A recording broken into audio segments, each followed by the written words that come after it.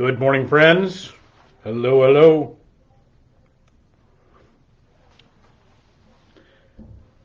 Good morning, everyone.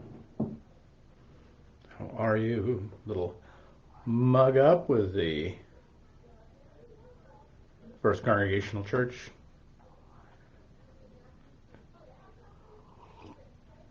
Glorious mug, that much coveted, often tried to be reproduced thing of beauty. So glad you're here this morning, coming along. Hey, Karen, good morning to you. Hope you're having a great day today.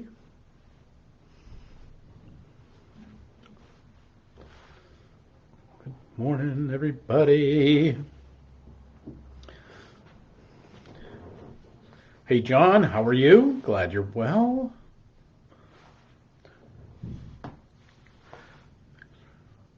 Hope things are going well for you.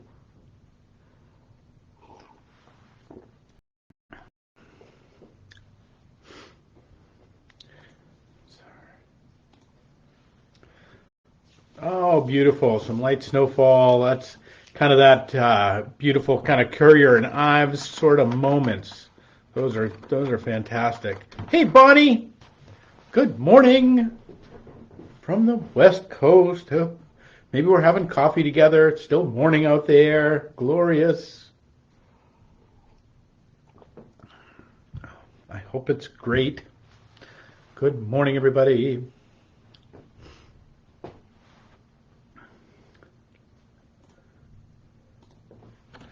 How are you? Trust you're well. Hello, hello. All right, we're going to get going this morning. And welcome, everybody. It is the 12th day of January, the beginning of the middle of the month. Now, here we are into the end of the second week. We're halfway through the first month of the year. Doesn't it feel like it just changed? So things seem to be rolling so quickly. I don't know about for you, but the days are the weeks are going by as if they're days sometimes. I hope that's not true for you. I hope you're sucking the marrow of the bones of life every day, but things are just going great guns around me, and so it's a little part of what I want to talk about today. But welcome wherever you are. Welcome wherever you stand. Welcome, however and wherever you're hearing this. I hope you're having a grand and glorious day this morning. Welcome on this, the 12th day of January, this Thursday at 11:11. Glad you're here. I want to talk a little bit about this. There's a proverb. Now, proverbs are fun because if you don't know, the book of Proverbs was actually considered a kind of a manual for kids that children were expected to read the book of Proverbs, and that was kind of a starting place for kind of opening up wisdom. So there are these very kind of, and you can kind of see it if you read them, because they're really these very kind of practical, often, solutions to what's going on, but also at the same time kind of opening the door, kind of opening a window into the spiritual life. And so there are these fun little pithy things, and sometimes I think we don't spend enough time in the Proverbs because they have this way of kind of opening up things that are we're contending with all the time. We look at these things written 2,500, 3,000 years ago, and yet they still that we're still engaged with life. I often, it's funny. Even in worship, we get this sometimes. It's like, why are we singing old hymns? It's like, well, understand, part of this is the connection between the grand tradition through which we come. And so part of that tradition is the hymnody. But it's the sense of, but it's also this idea of, like, though they may be, out of style in terms of they might have a pitch to them that are a little different or a cadence that are a little different, their truths are eternal. And so, here we are looking at looking at couple thousand-year-old book that we're going to talk about these little pithy sayings, and so I just want to share one with you this morning because it's kind of again it's something that's been on my mind, and I think it can help us navigate our day. So this is Proverbs 4:25. Let your eyes look directly forward, and your gaze be straight before you. Let your eyes look directly forward, and your gaze be straight before you. Now, there's a thing about this. So there's a reality about eyes. So if you're concentrating on something, if you're looking at something, the part of the eyeball, the part of your vision that you can actually focus on, for instance, if you're reading text and the part of the text that is actually clear, whether you need helpers or not, like me, that's another thing. But the part of the text that is clear versus the part of the text that maybe be a little blurry or in our peripheral vision, there is 1/30,000th of all we can see. If you take all that you can see, what we can actually focus on is 1/30,000th of all the things in our life. I don't know if there's a better metaphor, a better reality, not even metaphor, it's even deeper than that, explication of the reality in which we live in every day. There are million things going on in our frame of vision of our life. That what's going on with our aunt and uncles, what's going on with these people over there, what's going on with the church, what's going on here, what's going on with Cardi B, what's going on in politics, what's going on with down at the library, there's a gajillion things of the circus that's in our frame of view, like that's constantly seeking our attention. It's looking flashy and is trying to get that little 1/30,000th of our ability to focus on it, to do so. That we're in, some people describe the age that we're in as an age of distraction. The great, some of the church fathers these days have called this the age of akadia, which is the age of spiritual sloth. And it's not that we're and you don't really understand that it's not quite accurate, because spiritual sloth is not really laziness so much as it is the inability to hold attention, the inability to, as the proverb instructs, let our eyes look directly forward and our gaze be straight before us, to look at our direction of travel. Because this is a dangerous thing. Anybody who rides a motorcycle gets this, or that if you're riding a motorcycle, one of the things that you can do is you'll want to look around occasionally, and good riders can do that. You can kind of look around and that sort of thing. But often, one of the first things they'll do when you're learning to ride a motorcycle is, if you look off to the side, you know what? That's the direction the bike will start to go. Is that you'll find yourself drifting. Even very experienced riders will do this. That it's incredibly compelling that where your eyes go is where your bike wants to go. It's where where your direction of travel is. So keeping our gaze before us. This instruction that seems like, oh well, don't look around a bunch. But again, remember, these instructions were kind of for teens and tweens and people that were coming up. So there's this beautiful kind of intersection in the Proverbs between the literal mind and kind of the spiritual mind. And so this instruction, I think, is more valuable to us than it ever has been. To let your eyes look directly forward and your gaze be straight before you. The great Arthur Ashe, if you don't know, Arthur Ashe was a tennis player. He was really the first black man on the tennis scene to have success in pro tennis. And he still to this day is considered one of the great tennis players ever to take up the game. And he was known for his smoothness of play. That he that he was incredible, that he would make shots that other people couldn't make. He would reach things that other players couldn't reach. He would he had a way of moving that was just elegant on the court. And at the same time, he in this kind of that he also he seemed to have this just loose flow to him when he played the game. But at the same time, he was extreme. You would also see this extreme discipline at work within him. That Arthur Ashe never. There's the rare occurrence to see Arthur Ashe kind of, how tennis players get pouty, like they make a bad shot and they're like,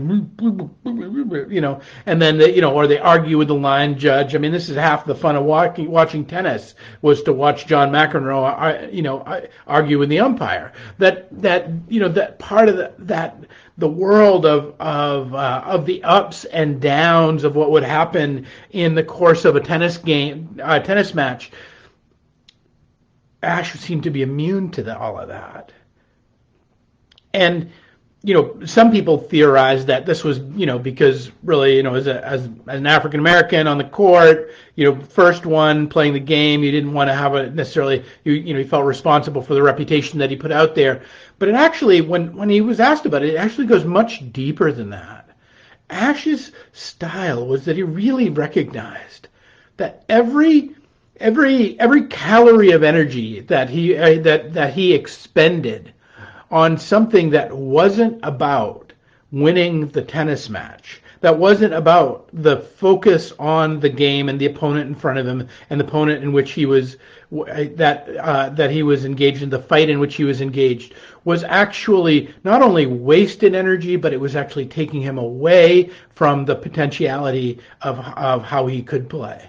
That every disappointment he encountered when he made a bad and long shot, as every player will inevitably do, he would channel into and refocus in himself as onto the game. That every emotion that rose up in his heart of disappointment or of victory and triumph, he would rechannel into the focus of putting his eyes to look directly forward and his gaze straight before him. He was the living embodiment of this proverb, is what made Arthur Ashe such the great historic player that he was. That he was described as loose and tight both at the same time. And friends, I think that's the invitation for us in these days, to think about how, if you watch the news, or you watch the political scene, or you watch what's going on, in any other, of the multiple circuses in which we are confronted with, and to ask ourselves, is my giving this energy, is my giving this my disappointment or my worry or my concern, is it actually helping me win the game in which I am engaged in? Is it helping me in this place? And if it's not, to grab a hold of it and to refocus it, to bring it back into the main thing of our life.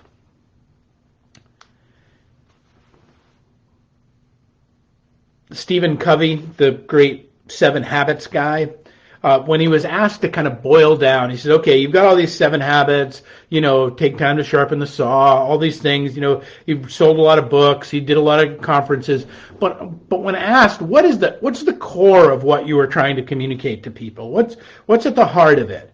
And he would say this. He said, the main thing is to keep the main thing the main thing. Friends, there's no that should be a proverb in itself.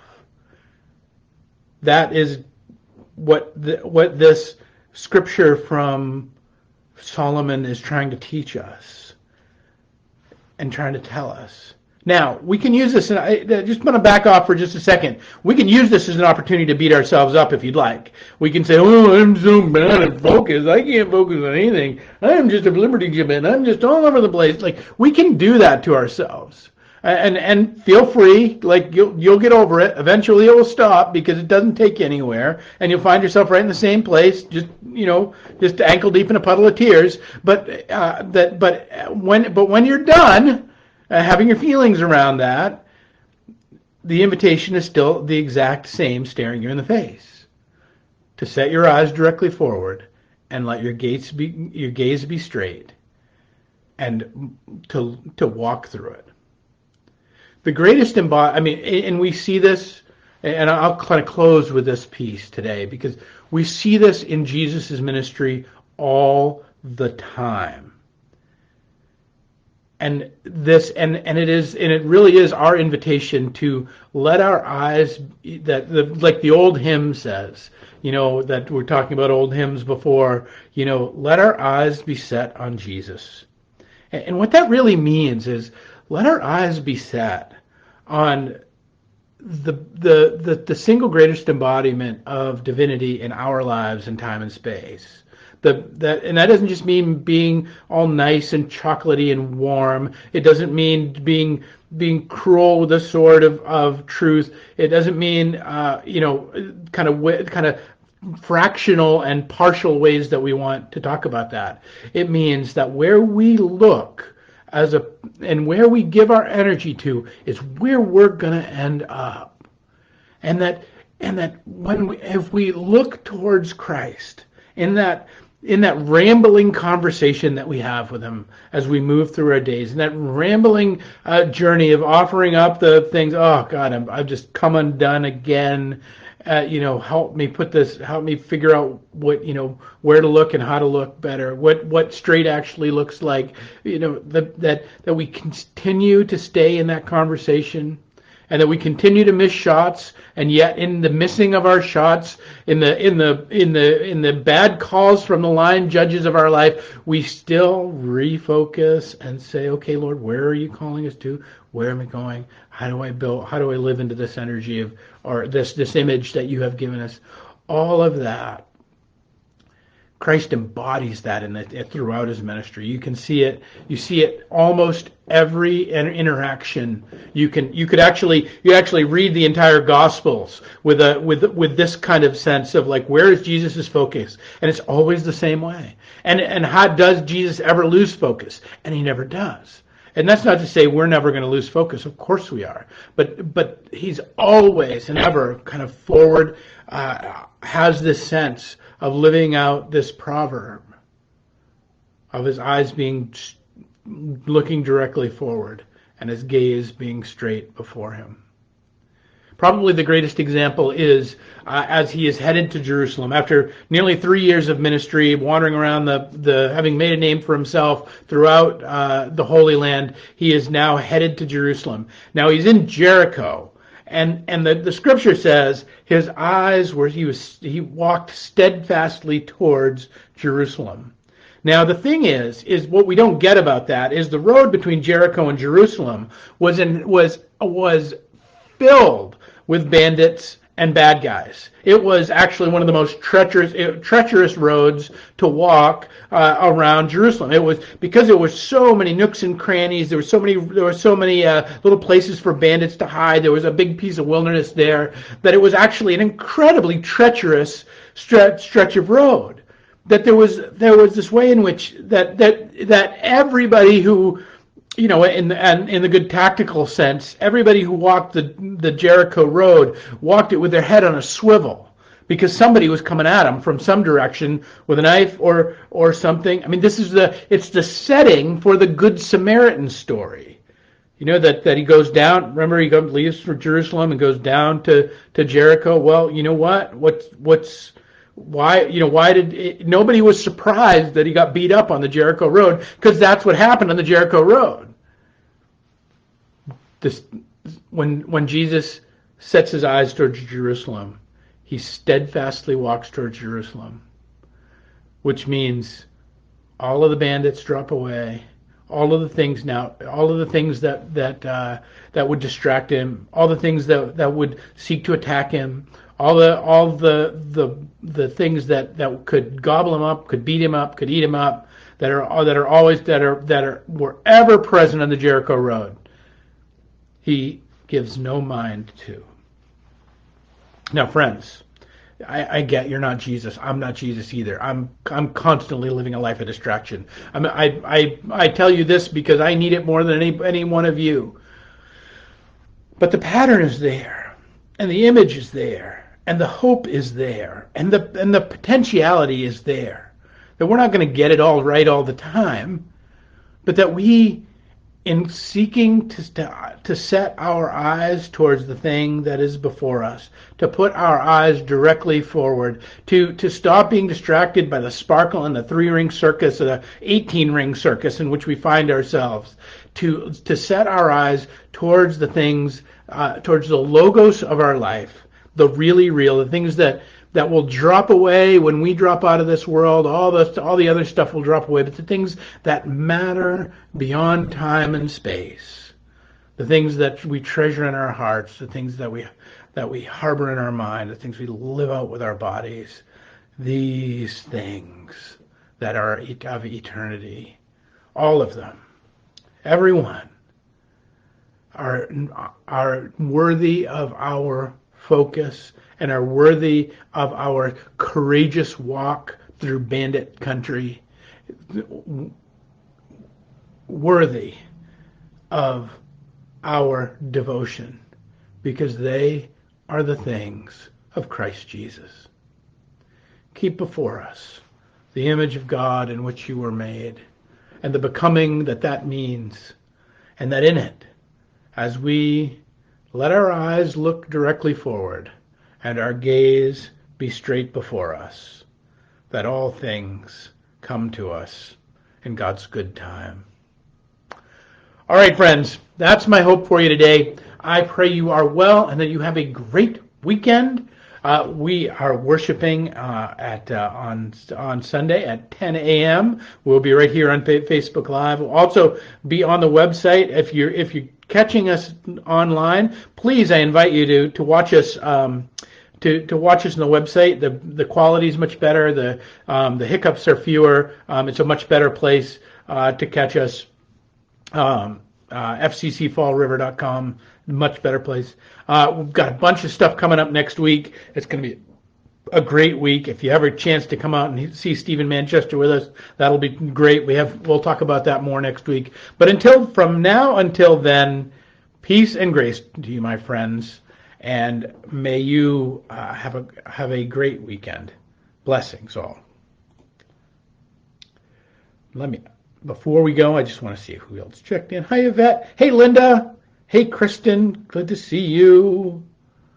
Donna, hello. Oh, you pulled a muscle in your back. Yes, please rest. All right, peace and grace and blessings to Vicky, who is out on mission down in the Dominican Republic. I hope she is flourishing and doing great things. All right, friends, peace and grace. And we'll catch you next week with another 11:11.